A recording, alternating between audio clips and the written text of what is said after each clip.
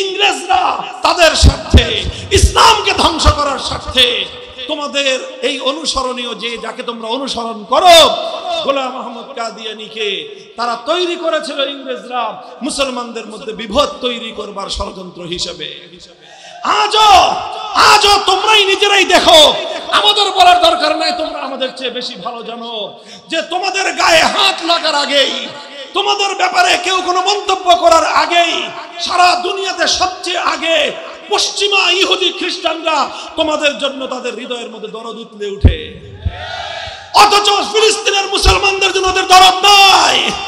আমার দাওয়াবেন ফাইজা হুয়া কা আহসানি মা আনতা রাইন, ওই পানির মধ্যে একটা ডুব দেওয়ার সাথে সাথে পৃথিবীর সবচেয়ে সুদর্শনতম মানুষ এসে পরিণত হয়ে যাবে।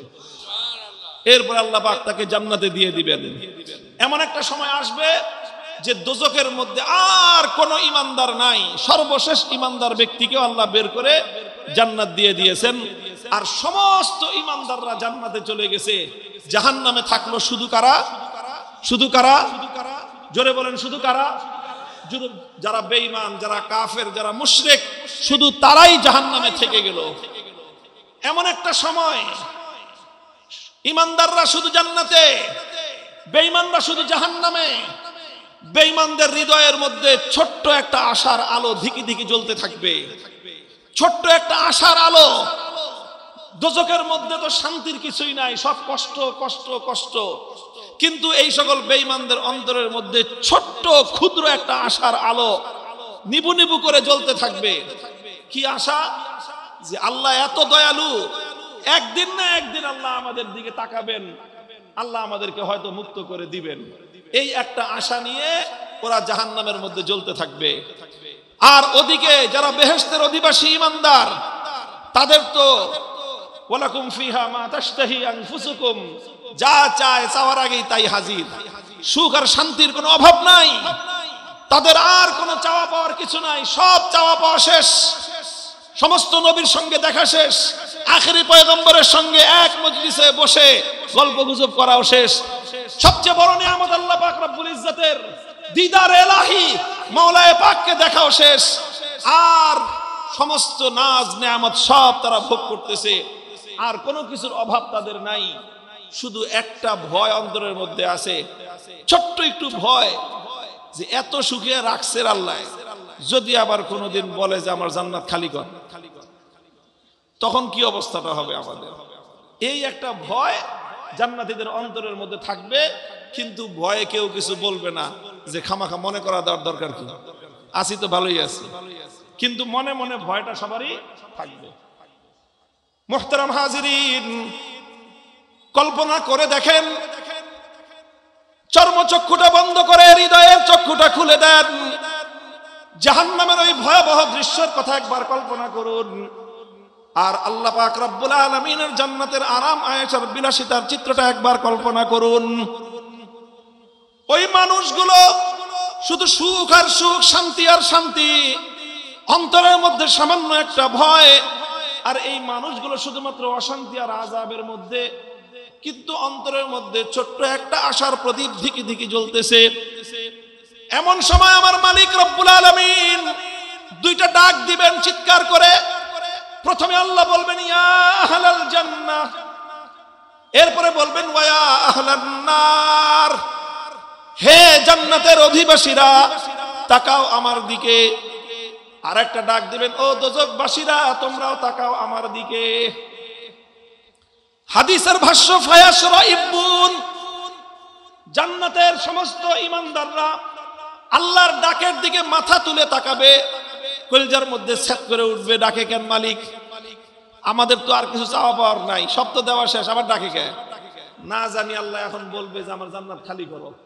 ভয়ে সব জান্নাতীরা আল্লাহর দিকে তাকাবে যে আল্লাহ আল্লাহ আল্লাহ তুমি যাইতে বাইরে থেকে না। আর জাহান্নামের অধিবাসীরা তাদের মনের মধ্যে আশার যে প্রদীপটা ধিকি ধিকি জ্বলতেছিল, সেটা হঠাৎ মশালের মতো জ্বলে উঠবে যে এতদিন মালিকরে এত চিৎকার করে ডাকলাম, কোনোদিন আল্লাহ সাড়া দিলেন না, আর আজকে আল্লাহ নিজে ডাকতেছেন আজকে, তাহলে অবশ্যই মনে হয় আমাদের দিকে মালিক একটু দয়া করবেন। এই আশা নিয়ে তারা আল্লাহর দিকে তাকাবেন।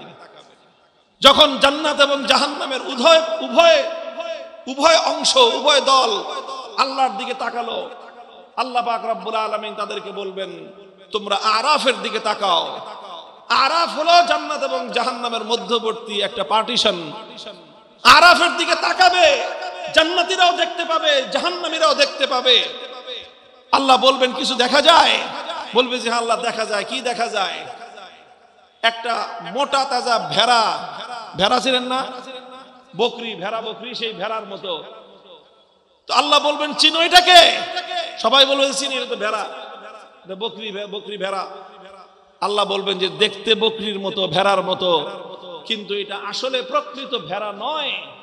আল্লাহ পাক রব্বুল আলামিন মৃত্যুকে কাহাইয়াতি কাবশিন আমলাহা, একটা মোটা তাজা ভেড়ার আকৃতিতে আল্লাহ পাক মৃত্যুকে হাজির করবেন। কাকে? ভাই, মৃত্যুকে কেউ দেখছেন কোনদিন? মৃত্যু দেখা যায় না, ধরা যায় না, ছোঁয়া যায় না, কিন্তু কেউ অস্বীকার করতে পারবে? বলেন। কিয়ামতের দিন, সেই কঠিন সময়ে জান্নাত থেকে প্রত্যেকটা জান্নাতবাসী, প্রত্যেকটা দোজখবাসী সেই দিন মৃত্যুকে তার একটা আকৃতিতে দেখবে, সেটা হলো একটা ভেড়ার আকৃতিতে দেখবে। আল্লাহ বলবেন যে এটার নাম হলো মৃত্যু। এটা দেখতে ভেড়ার মতো দেখা যায়, কিন্তু এটা আসল ভেড়া নয়, এটা হলো মউত। এটা সেই মৃত্যু, যে মৃত্যুর হাত থেকে তোমরা কেউ নিস্তার পাও নাই।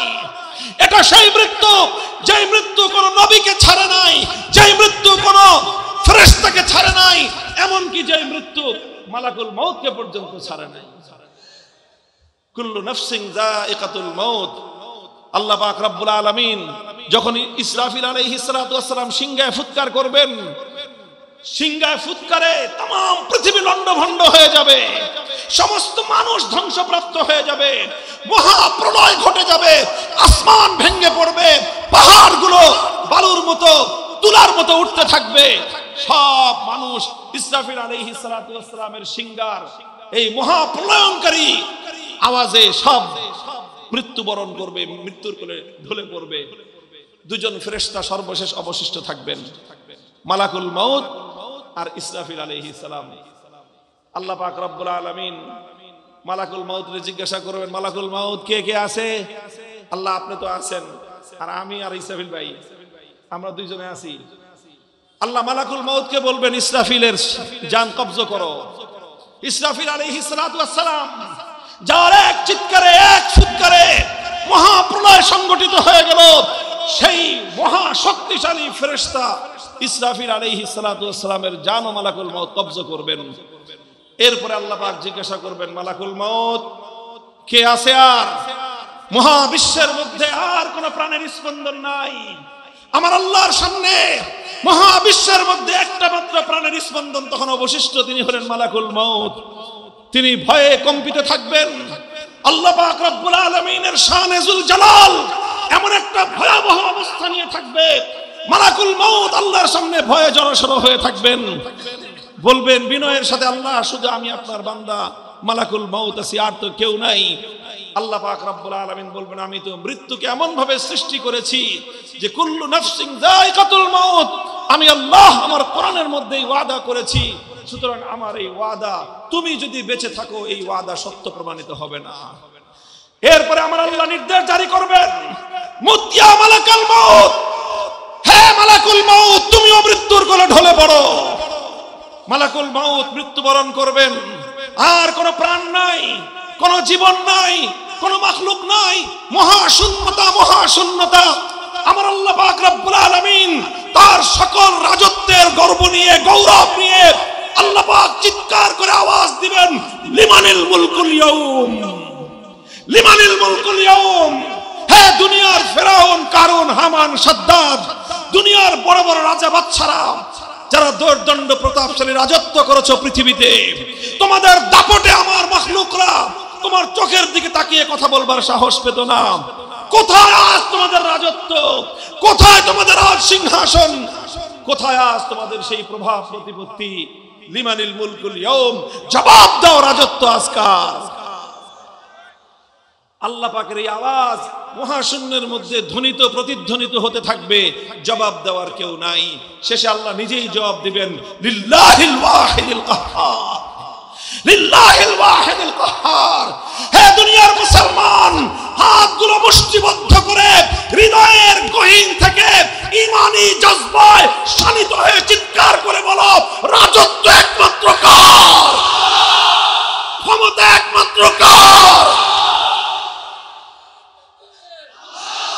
বড়ত্ব একমাত্র কার? বলেন, বড়ত্ব একমাত্র কার? আল্লাহর সামনে যারা বড়ত্ব ফলাতে আসবে, যে আল্লাহর বিধানের সামনে নিজের বড়ত্ব প্রমাণ করার চেষ্টা করবে, যে কোনো ব্যক্তি, যে কোনো গোষ্ঠী, যে কোনো দল আমার আল্লাহর বিধানের সামনে বড়ত্ব ফলাতে আসবে, ইমানদারদের দায়িত্ব আর কর্তব্য হলো সে যত বড় শক্তিমান হোক না কেন, ওর মাথা পায়ের নিচে পিষ্ট করে দাও।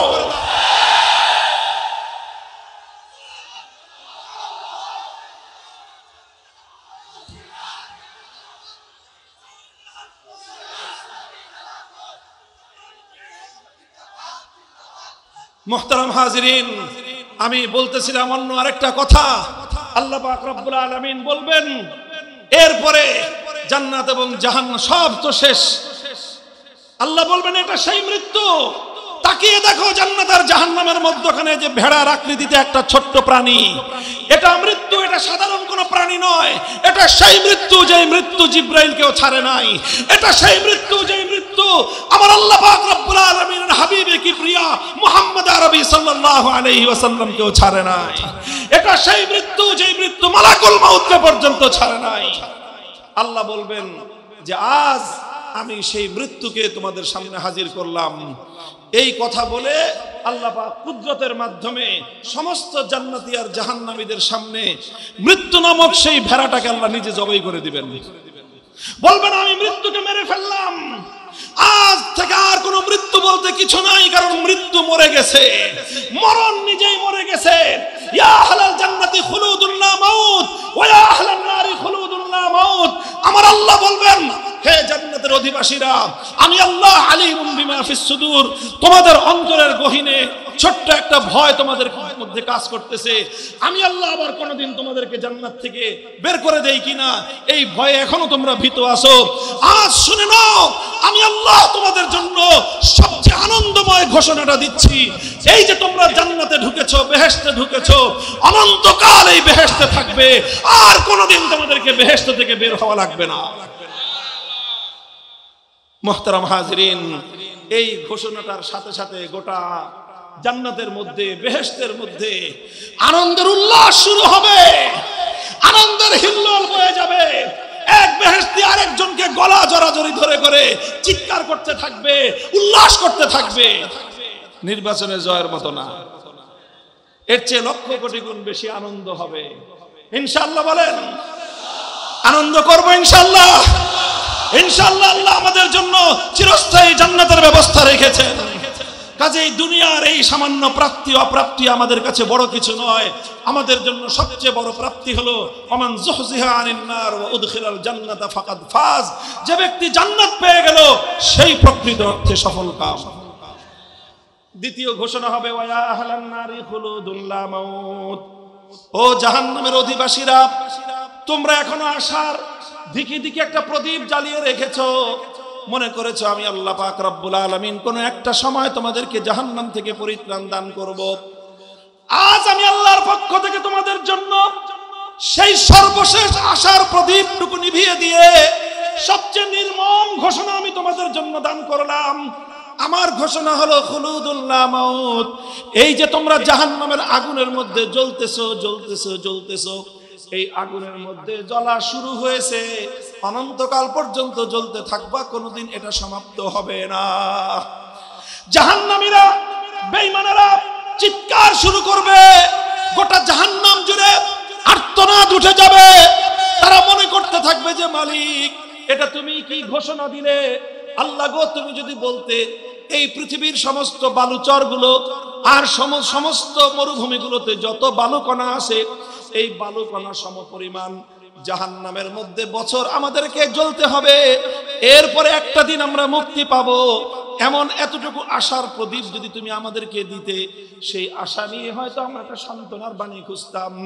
মালিক গো, আজ সর্বশেষ আশার প্রদীপটা তুমি আমাদেরকে নিভিয়ে দিলা। শোকের মাতম শুরু হবে, হায় হায় আফসোস রব শুরু হবে। দুনিয়ার হাজারটা নির্বাচনে ফেল করলেও এর কোটি ভাগের 1 ভাগ আফসোস হয় না। দুনিয়ার সমস্ত আপনজন হারিয়ে ফেললেও এর কোটি ভাগের 1 ভাগ আফসোস হয় না। সেই দিন জাহান্নামের জন্য, জাহান্নামের মধ্যে যাদেরকে অনন্তকাল জাহান্নামের জ্বালা, জাহান্নামের আযাবের ঘোষণা আল্লাহ পাক যাদেরকে দান করবেন, ওই সকল পোড়া কপালীদের জন্য যে আফসোস আর যে দুঃখ বেদনা হবে, পৃথিবীতে সেই আফসোস এবং দুঃখ বেদনার কোনো তুলনা হয় না। ভাই, এত বড় গল্প বলা আমার উদ্দেশ্য ছিল না। এই যে একটা আনন্দ জান্নাতের মধ্যে, বেহেশতের মধ্যে, একটু কল্পনা করেন। আমি শুরুতেই বলেছিলাম, চর্মচক্ষুটা বন্ধ করে হৃদয়ের অন্তর্দৃষ্টিটা একটু খুলে দিয়ে কল্পনা করেন তো সেই আনন্দটা কেমন। আপনি সেই আনন্দ মিছিলে, সেই আনন্দের মধ্যে আপনার আপনজনদেরকে নিয়ে, আপনার সন্তানদেরকে নিয়ে, আপনার বাবা মাকে নিয়ে, আপনার স্ত্রী পরিজন ভাই বোনদেরকে নিয়ে সেই আনন্দটা করতেছেন, কেমন হবে সে আনন্দ। আরেকবার আপনি কল্পনা করুন, আপনি এবং আপনার আপনজন জাহান্নামের সেই কঠিন ভয়াবহ দুর্বিষহ সেই বিপদের মধ্যে পড়ে আছি, কেমন হবে সেই দুর্বিষহ অবস্থাটা। তুলনা করা যায়? বলেন তো, বলেন তুলনা করা যায়? আসমান এবং জমিন বললে বলা সঠিক বলা হবে। আকাশ থেকে জমিন পর্যন্ত এত ব্যবধান নয়, বরং তার চেয়েও আরো কোটি কোটি গুণ বেশি বড় ব্যবধান ওই আনন্দ আর এই দুঃখের। কথা বলেন ঠিক না বেঠিক? ভাই, এটা কিসের বিনিময়? এই লোকগুলো এত আনন্দিত কিসের বিনিময়ে? এই আনন্দটা নামাজের বিনিময়ে নয়, এই আনন্দটা রোজার বিনিময়ে নয়, এই আনন্দটা হজের বিনিময়ে অথবা অন্যান্য নেক আমলের বিনিময়ে নয়। আর এই দুঃখ, শোক, কষ্টটা এটা এজন্য নয় যে তারা মানুষের উপর জুলুম করেছিল, এটা এজন্য নয় যে তারা মদ্যপান করেছিল, এটা এজন্য নয় যে তারা ডাকাতি আর চুরি করেছিল। একটা জিনিসের ব্যবধান, শুধু একটা বিন্দুর ডিফারেন্স, একটা বিন্দু, সেই বিন্দুর নাম হলো ঈমান। আল্লাহর কসম, সেই বিন্দুর নাম হলো ঈমান। যেই বিন্দুটা একটা সরিষার দানার চেয়েও ক্ষুদ্র হতে পারে। দুনিয়ার কোন ফেরেশতা পর্যন্ত সেই ঈমান সম্পর্কে জানতো না, জানতেন একমাত্র কে? এতটুকু ঈমানের মূল্য সেদিন বুঝে আসবে। খোদার কসম, আল্লাহ পাকের এই জান্নাত আর বেহেশত শতবার বিক্রি করলেও তোমার ঈমানের দাম পরিশোধ করা সম্ভব হবে না। মুহতারাম হাজিরিন, আমি আপনাদের কাছে ঈমানের মূল্যটা বোঝাবার চেষ্টা করেছি। আল্লাহ আমাদের প্রত্যেক মুমিন ভাইকে, বোনকে ঈমানের দাম বুঝবার তৌফিক দান করেন। কাজেই খবরদার, দুনিয়ার কোনো স্বার্থে পড়ে বাকি যা কিছু করেন, ঈমান বিক্রি করা যাবে না। টাকার বিনিময়ে ঈমান বিক্রি করা যাবে না। হাসপাতালে চিকিৎসা ফ্যাসিলিটির বিনিময়ে ঈমান বিক্রি করা যাবে না। উন্নত শিক্ষার জন্য স্কলারশিপ দিবে, সেই জন্য ঈমান বিক্রি করা যাবে না। ক্ষমতার মসনদের অফার আসবে, সেজন্য ঈমান বিক্রি করা যাবে না। লক্ষ কোটি টাকার বান্ডিল তোমার পায়ের উপরে এসে আশ্রয় করতে পারে, ঈমান বিক্রি করা যাবে না। तमाम পৃথিবীকে লাথি মারো, ঈমানকে পক্ষে ধারণ করে আল্লাহর দরবারে ছুটে চলো। রাজি আছেন ইনশাআল্লাহ? আল্লাহ পাক আমাদের সকলকে ঈমানের কদর বুঝবার তৌফিক দান করেন। দেখেন, খাজা আবু তালেব নাম তো চিনেন। আবু তালেব হলেন আমার নবীর চাচা, আপন চাচা। নবীজির বাপ চাচার অনেক ভাই ছিলেন, কিন্তু আপন ভাই ছিলেন 2 জন, বাপও এক মাও এক। একজন হলেন আব্দুল্লাহ, আল্লাহ নবীজির বাবা, আর একজন হলেন আবু তালেব, নবীজির চাচা। তাদের 2 জনের বাপ হলো আব্দুল মুত্তালিব আর মা হলেন আমিনা বিনতে মাওহিব। না, রাসূল সাল্লাল্লাহু আলাইহি ওয়াসাল্লামের সুমাইয়া বিনতে মাওহিব এমন নাম হবে সম্ভবত।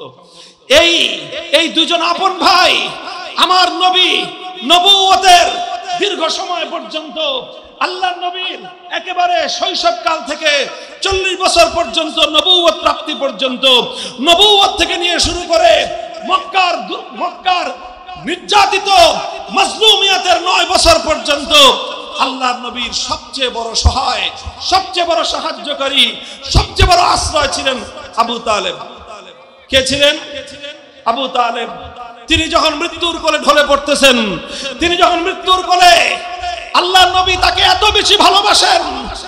আমার নবী তার চাচা আবু তালেবের মতো পৃথিবীতে অন্য কাউকে এতটা বেশি ভালোবেসেছেন, এবং অন্য কারো মৃত্যুতে, হযরত খাদিজা ছাড়া অন্য কারো মৃত্যুতে আমার নবী এতটা ভেঙে পড়েন নাই।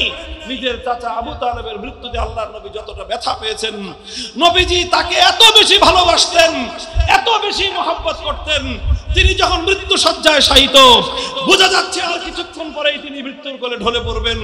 আমার নবী গেলেন, চাচাকে বললেন, ইয়া আম্মি কুল লা ইলাহা ইল্লাল্লাহ কালিমাতান উহাজ্জু লাকা বিহা ইনদাল্লাহ। হে চাচা, একটা বার তুমি কালেমাটা স্বীকার করে যাও, কিয়ামতের দিন তোমার পক্ষ হয়ে আমি নিজে আল্লাহর সামনে মামলা লড়ব, আমি নিজে তোমার পক্ষে মামলা লড়ব, তোমাকে মুক্ত করানোর জন্য আমি আল্লাহর কাছে সব ধরনের আমার পক্ষ থেকে যা কিছু করার, সুপারিশ করার, যা কিছু করার সব আমি করে তোমাকে মুক্ত করে আমি জান্নাতে নিয়ে যাব। একটি বারের জন্য শুধুমাত্র কালেমা পড়ে যাও।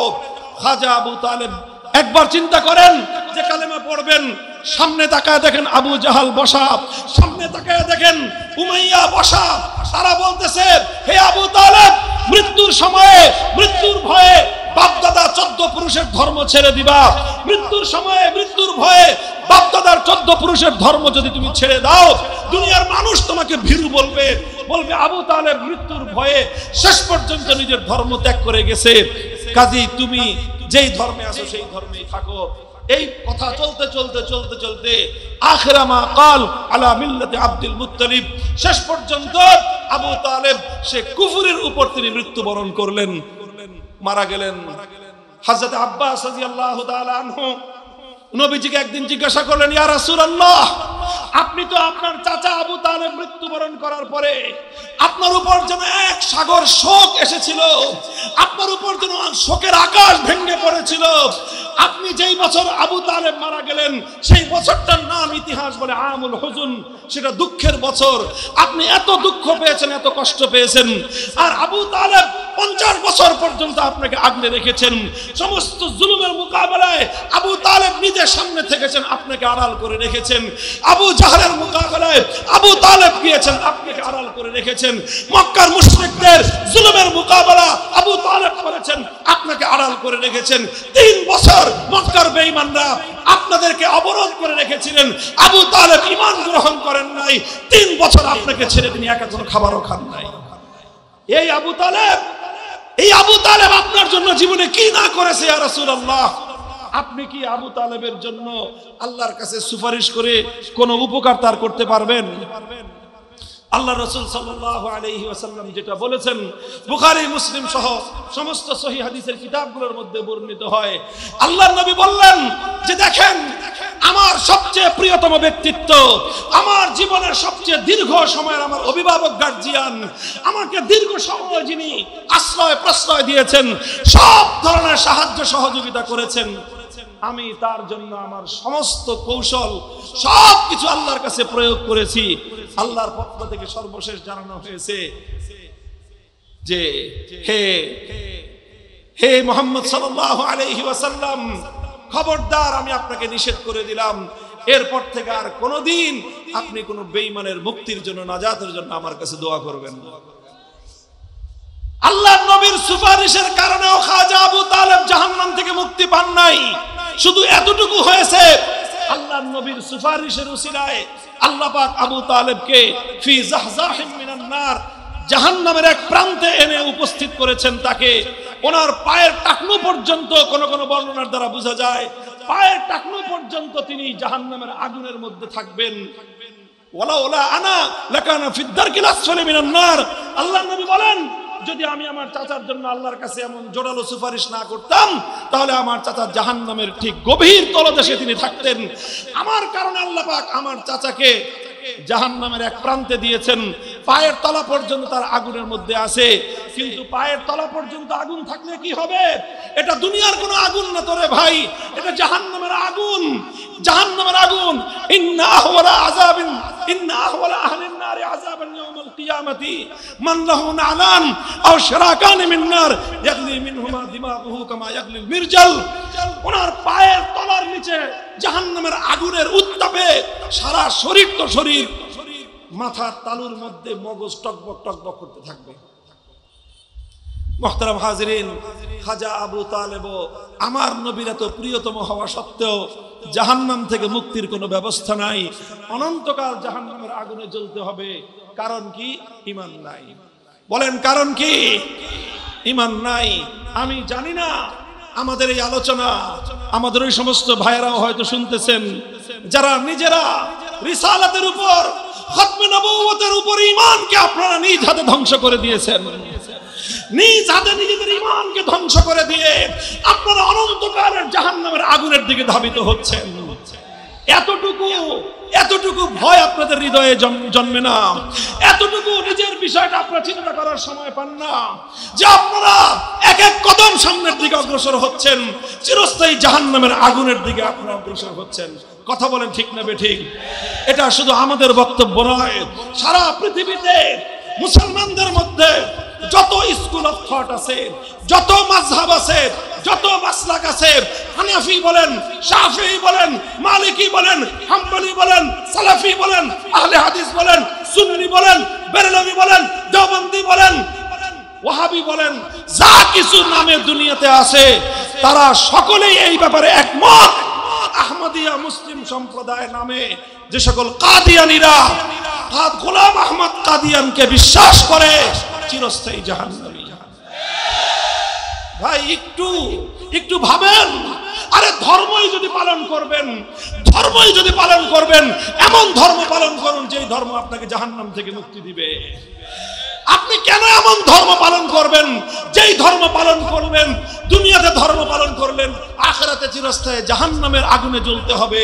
এমন ধর্ম পালন করার চেয়ে না করাই ভালো। কথা বলেন ঠিক না বেঠিক?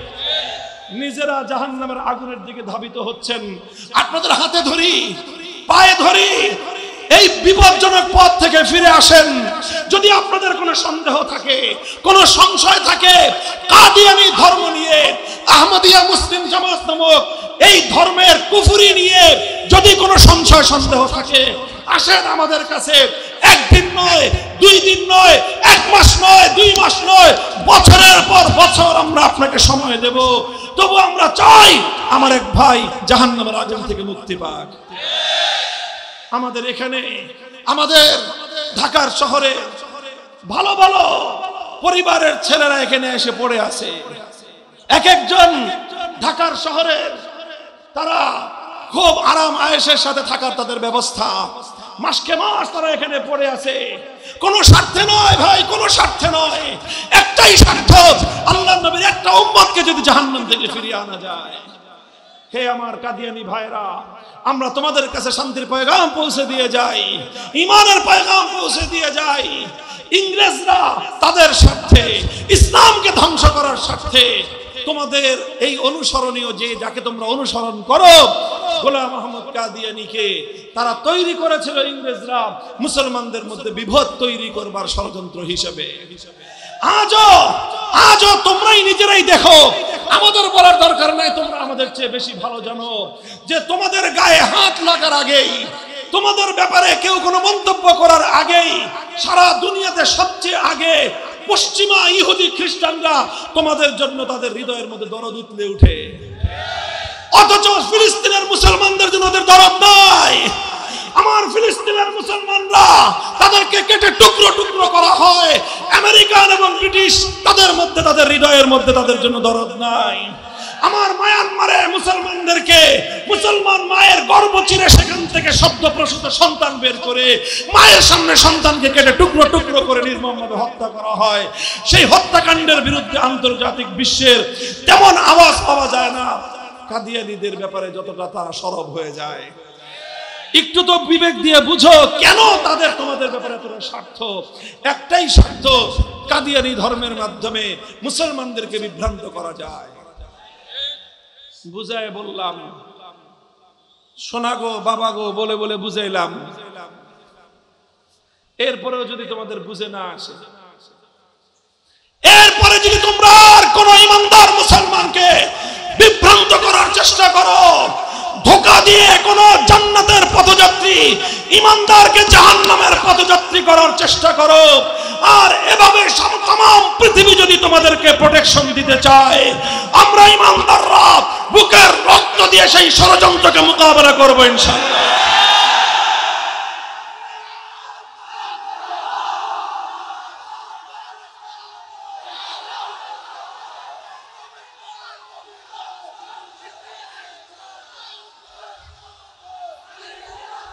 এই খতমে নবুয়তের সিংহাসন, খতমে নবুয়তের সিংহাসন, সর্বশেষ নবুয়তের সিংহাসন, এটা আল্লাহ পাক রব্বুল আলামিন আমার আখেরি নবী মুহাম্মদুর রাসূলুল্লাহ সাল্লাল্লাহু আলাইহি ওয়াসাল্লামের জন্য আল্লাহ পাক এটাকে নির্ধারিত করে রেখেছেন।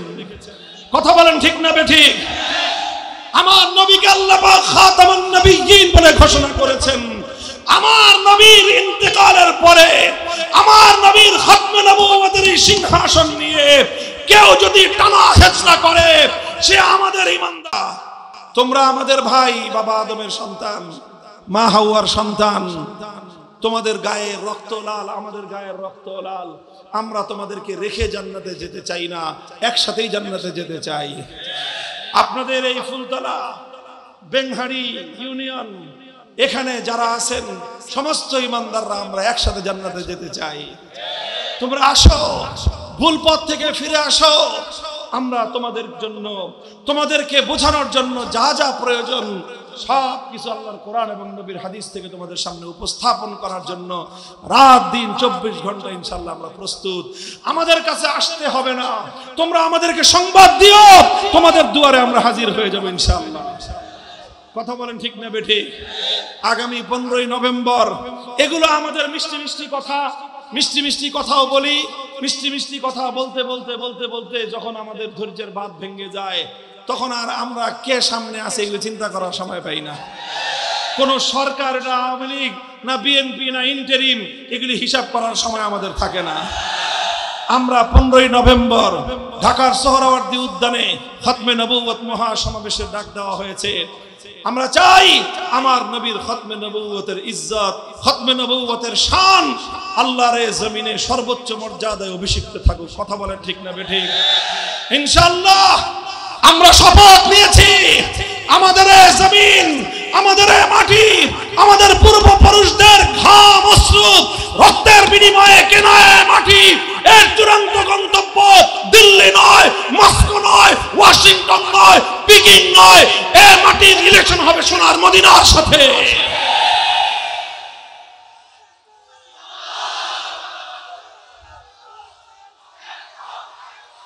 আমি একটা আখেরি কথা আপনাদেরকে বলে যাই। অনেক রঙের বাংলাদেশ তো দেখেছেন, কথা বলেন ঠিক না বেঠিক? রং বেরঙের বাংলাদেশ দেখা হয়েছে, অনেক রঙের বাংলাদেশ দেখেছি আমরা। এবার আমরা জুলাই বিপ্লবের পর, জুলাই বিপ্লবের অন্যতম সৌন্দর্য ছিল আমাদের জুলাই যোদ্ধারা রাজপথে বুকের রক্ত দিয়েছে, রাজপথে টিয়ার গ্যাসের আক্রমণে তাদের চোখের পানি দিয়ে বুক ভেসে গিয়েছে। যেই রাজপথে রক্ত দিল, অস্ত্র দিল, ঘাম ঝরালো, যখনই আজানের ওয়াক্ত হলো এক যোদ্ধা আল্লাহু আকবার আজানের ধ্বনিতে আকাশ বাতাস মুখরিত করলো।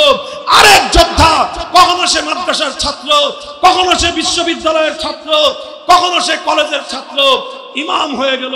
সব ছাত্ররা রাজপথকে জায়নামাজ বানিয়ে তার পিছনে ইক্তেদা করলো।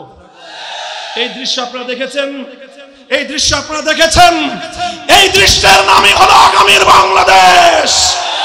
আগামীর বাংলাদেশ ইসলামের বাংলাদেশ, আগামীর বাংলাদেশ খিলাফতের বাংলাদেশ, আগামীর বাংলাদেশ আল কোরআনের বাংলাদেশ।